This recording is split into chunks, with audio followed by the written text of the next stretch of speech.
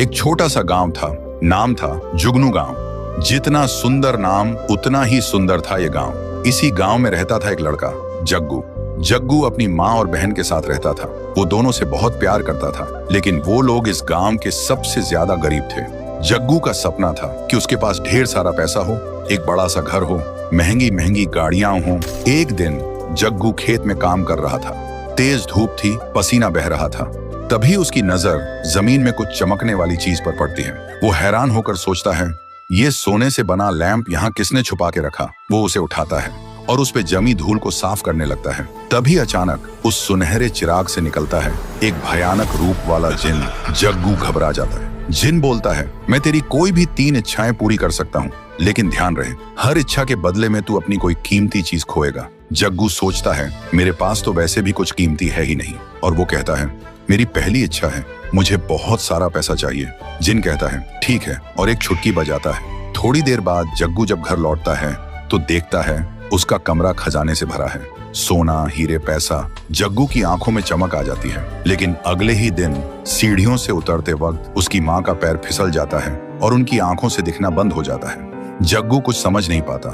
कुछ दिन बाद जग्गू फिर से जिन को बुलाता है और बोलता है, मेरी दूसरी इच्छा है, मुझे दुनिया की सबसे महंगी महंगी गाड़ी चाहिए। जिन कहता है, जो हुक्म मेरे आका। एक और चुटकी बजाता है। जग्गू पीछे मुड़कर देखता है। उसके घर के सामने एक से बढ़कर एक लग्जरी कार्स खड़ी है। जिन कहता है, ये सब तेरी हैं, जब चाहे जिसकी चाहे सवारी कर। और वो गायब हो जाता है।